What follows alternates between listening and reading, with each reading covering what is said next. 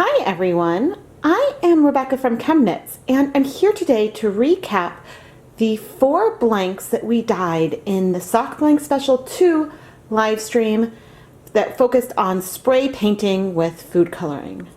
In this live stream, we started off with pre-soaked blanks that were a combination of commercial Knit Picks double-stranded stroll blanks and homemade blanks that I made on either a Singer knitting machine or a loops and threads knitting machine. I wanted to try dyeing these blanks with a variety of different spray bottles to see if we could achieve the wonderful light even coverage that we see with the Wilton Color Mist sprays that you can purchase. Can we make our own sprays with, say, a Misto spray bottle to get similar amounts of coverage and similar effects? I started off the live stream by dyeing 2 different blanks with a rainbow of colors from the Wilton Color Mist sprays. The main difference between these 2 blanks is the fiber type. The blank on top is a commercial Knit Picks blank, which was knit with 2 strands of Stroll fingering weight yarn and is 75% superwash merino, 25% nylon. The bottom blank is one that I made myself on my Singer knitting machine, and I knit it with 2 strands of the Swish DK, which is 100% superwash merino. And I made this blank in the round. So ultimately we have 2 layers of fabric in a round tube. I did make one big discovery during this live stream. It turns out that washable markers are no longer washable when you mix in vinegar and then heat set the yarn.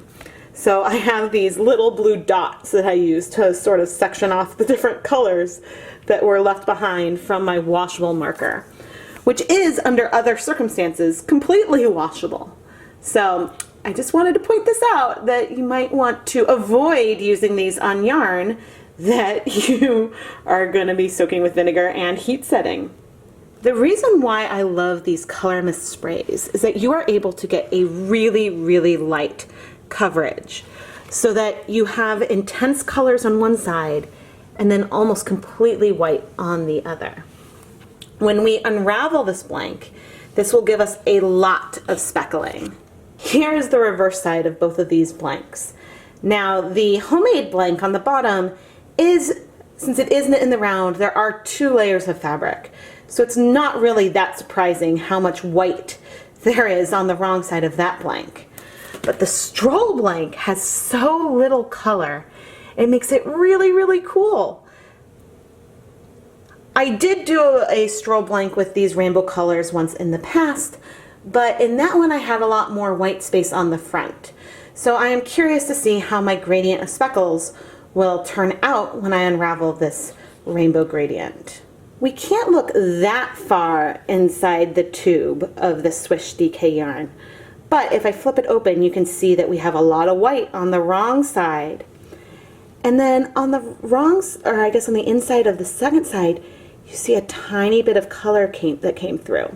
So that means that, I mean, even without some of the modeling that we have on this wrong side, we aren't going to have a pure white and pure speckled section, that we might have like more dense and then less dense speckles once we unravel this double-stranded blank. I made the double-stranded blank on my Singer knitting machine, but I do not actually recommend using this machine for double knit blanks on anything thicker than fingering weight. The machine struggled and I worried that I was going to strip the gears as I was making the blank. However, these colors are so vivid that I might take the risk myself again, but even though I might do it again, I still don't recommend it. Next, I dyed a commercial Stroll fingering weight blank using a mixture of all of the different spray bottles we have. In addition to that, I wanted to look and see how good of a job these spray bottles did with stenciling. And everything we used allowed us to get this really, really nice DNA pattern showing up and popping beautifully on the blank. So basically, any kind of spray bottle you can find would work great for any kind of stenciling.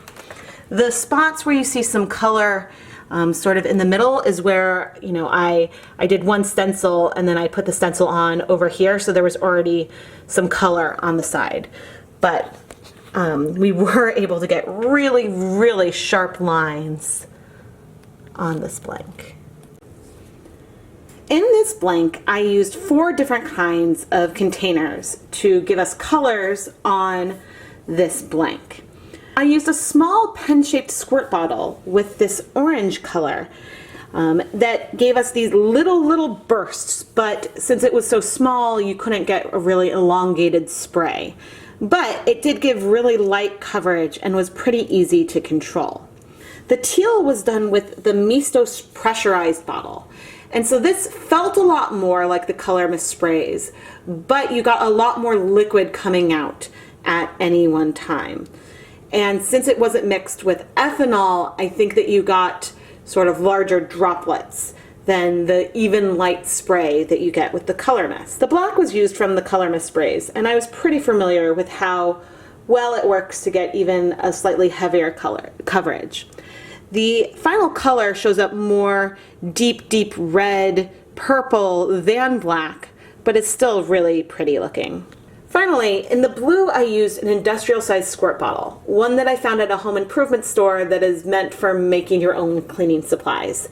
The spray is really big and really easy to just get a lot of drops, but is harder to control than some of these smaller spray bottles. When I flip over to the wrong side of this blank, you probably expected to see mostly white. And while we were in the live stream, that is what you would have seen. You would have seen very little penetration of color to the wrong side of the blank. However, I decided to try spraying the back of the blank with a different Color Mist color. I used blue to do a really light coverage onto the back of this blank. So when we unravel it, we might get some really cool speckling where some of these oranges intermix with the blue, and I'm just really excited to see how it turns out. I had one more blank left, and I wanted to try to do a gradient of a lot of these colors using some of our different spray bottles. This is a single-stranded Wool of the Andes blank that I knit on my Loops and Threads knitting machine. This yarn is 100% wool and is non-superwash. I took the blue that was in my big squirt bottle and used it to spray a gradient along the length of the blank. I tried to do some really light sprays, and then I increased the number of sprays that I would do in one location as I went from one end to the other. This blue was mixed with a combination of colors from the Wilton Colorite system, and so you can see some of the pinks coming out as the colors break when we have more of the color around, which I think is really cool. This is really the wrong side of this blank. Since we had the rainbow with the white that we left blank on the wrong side, I wanted to have something that would have a bit more color throughout, but would still give an overall gradient to this yarn. On this side, I used a combination of the spray bottles that I had left. I used a few different colors in the spray pens. The teal was from the Misto, and then since my lime green was a little too yellow, I sprayed over the yellow with the green Color Mist spray, which was enough to sort of shift the tone, and actually worked a lot better than I expected. I think that's cool. I also used the Wilton's Violet at the very end to add some purple. And I think, yeah, we might have some breaking on the inside. But all of this is something that I think will be really fun to unravel. Like with the other spray painted blanks, the color penetration is really shallow. So when we unravel it, I expect to see sort of mottled specks of color with white patches interspersed along the blank. In the end, I think that all of these spraying techniques are really powerful, and you can take advantage of almost any kind of spray bottle you can find to get really light coverage of dye on your yarn or blanks or whatever it is you want to dye. My personal preference leans towards the Color Mist spray bottles because I have a lot of control over the intensity of the coverage and I can move it around a bit. but I think that the Misto spray bottle might be a close second. It took some time for me to sort of get used to the amount of pressure I needed to use, but in the next live stream, I think I got the hang of it.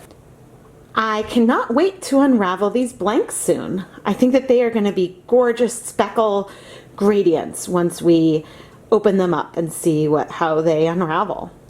I am Rebecca from ChemKnits, and if you enjoyed all of these live streams and the sock blank special, please subscribe to the ChemKnits Tutorials YouTube channel.